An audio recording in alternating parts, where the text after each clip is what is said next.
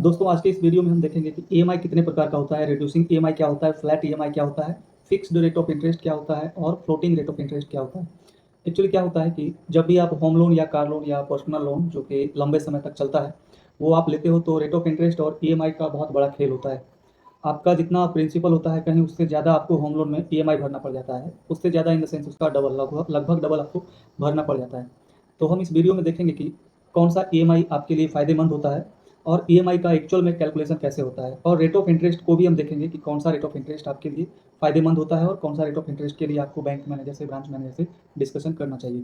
चूँकि मैं खुद एक सरकारी बैंक में ब्रांच मैनेजर हूँ, तो बहुत सारे लोगों को मैं देखता हूँ कि ईएमआई के बारे में उनका कॉन्सेप्ट क्लियर नहीं रहता है, इवन रेट ऑफ इंटरेस्ट के बारे में भी उनका कॉन्सेप्ट क्लियर नहीं रहता है। तो चलिए सबसे पहले देखते हैं कि ईएमआई कितने प्रकार का होता है। मेनली ईएमआई जो होता है वो 2 प्रकार का होता है। एक होता है रिड्यूसिंग ईएमआई और दूसरा होता है फ्लैट ईएमआई, ठीक है? तो सबसे पहले रिड्यूसिंग ईएमआई हम लोग देखेंगे।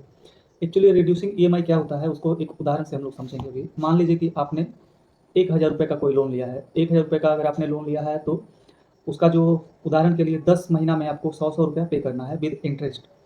तो यहाँ पे अगर आपका जो ईएमआई का टाइप है वो रिड्यूसिंग है, तो इस केस में क्या हो जाएगा कि सपोज़ आपने पहला महीना जो आप ₹100 का ईएमआई भरोगे, तो आपका जो प्रिंसिपल जो रहेगा वो ₹100 से घट जाएगा। मतलब कि अगर 10% के हिसाब से आपका रेट ऑफ इंटरेस्ट लग रहा है, तो ₹1000 आपने फर्स्ट डे 1 लिया था, तो पहला महीना में जो आपका ब्याज लगेगा वो 10% के हिसाब से ₹1000 पर लगेगा, मतलब ₹1100, ठीक है? लेकिन जैसे ही आपका नेक्स्ट मंथ में जब ईएमआई एंटर करेगा, तो आपने पहले महीने जो भी प्रिंसिपल पे कर दिया है, फर्स्ट मंथ में जो आपने पेमेंट किया था, उसमें प्रिंसिपल पार्ट जो था, वो माइनस हो जाएगा। नेक्स्ट मंथ का जो इंटरेस्ट कैलकुलेशन होगा, उस प्रिंसिपल पार्ट पे कैलकुलेट नहीं होगा। रिमेनिंग जो प्रिंसिपल आपका बचा हुआ है बैंक में, उसी पर आपका रेट ऑफ इंटरेस्ट ब्याज कैलकुलेट होगा। मतलब लगभग ₹900 पे ही आपका नेक्स्ट मंथ में ब्याज कैलकुलेशन होगा और उसके नेक्स्ट मंथ में ₹100 और घटा दीजिए लगभग, तो ₹800 पे इंटरेस्ट कैलकुलेशन होता है। तो ये हो गया आपका रिड्यूसिंग ईएमआई। मतलब हर महीना आपका जो प्रिंसिपल अमाउंट है वो बढ़ता जाएगा और इंटरेस्ट अमाउंट आपका शार्पली घटता जाएगा। लेकिन दूसरा होता है फ्लैट ईएमआई। फ्लैट ईएमआई में क्या होता है कि सपोज़ 10% के हिसाब से आपने ₹1000 का लोन लिया है और 10 मंथ के लिए लिया है।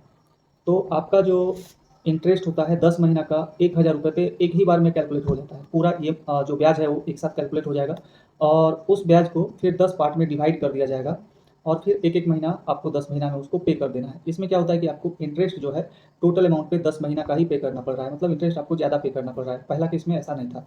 तो ये तो हो गया कि आपका ईएमआई कितने प्रकार का होता है और कौन-सा ईएमआई अच्छा होता है। तो आप इसमें क्लियरली देखोगे कि रिड्यूसिंग ईएमआई जो होता है वो ज़्यादा अच्छा होता है। तो जब भी आप होम लोन या कार लोन या किसी भी लोन के लिए जाओ, तो आप एक बार कोशिश करो कि आपको रिड्यूसिंग ईएमआई मिल जाए। और दूसरा होता है rate of interest. Rate of interest भी एक्चुअली 2 प्रकार का होता है। एक होता है फिक्स्ड रेट ऑफ इंटरेस्ट और दूसरा होता है floating rate of interest. Fixed में क्या होता है कि सपोज़ आपने जिस टाइम पे लोन लिया, उस टाइम पे जो रेट ऑफ इंटरेस्ट चल रहा था, वो 10% का रेट ऑफ इंटरेस्ट चल रहा था। तो बैंक में आपने गया और आपने साइन कर दिया कि 10% पे आपको लोन चाहिए। अब फ्यूचर में अगर 10 साल टेन्योर है आपके लोन का, अगर साल भर के बाद मतलब लोन लेने के 1 साल के बाद गवर्नमेंट ने, बैंक ने रेट ऑफ इंटरेस्ट को कम कर दिया, 7% 8% कर दिया। तो इस केस में क्या होगा कि आपका जो रेट ऑफ इंटरेस्ट रहेगा वो 10% का ही रहेगा, वो बिल्कुल भी कम नहीं होगा। दूसरा होता है floating rate of interest. Floating में क्या होगा कि अगर यदि बैंक ने फ्यूचर में कम किया रेट ऑफ इंटरेस्ट को, तो आपका जो रेट ऑफ इंटरेस्ट है वो उतना ही परसेंट से डाउन आ जाएगा और अगर बैंक ने बढ़ा दिया, तो उतना ही परसेंट से वो बढ़ जाएगा। तो जहाँ तक मेरा एक्सपीरियंस है एज़ ए ब्रांच मैनेजर, मेरा जो अभी तक का एक्सपीरियंस है, आपको हमेशा floating rate of interest he choose करना चाहिए। तो ये था ईएमआई का क्या टाइप होता है और रेट ऑफ इंटरेस्ट का क्या टाइप होता है और कौन-सा ईएमआई और कौन-सा रेट ऑफ इंटरेस्ट बेटर होता है, जो कि कस्टमर को ऑप्ट करना चाहिए। और ऐसे ही और भी वीडियोज़ के लिए आप हमारे चैनल को सब्सक्राइब करिए, चूँकि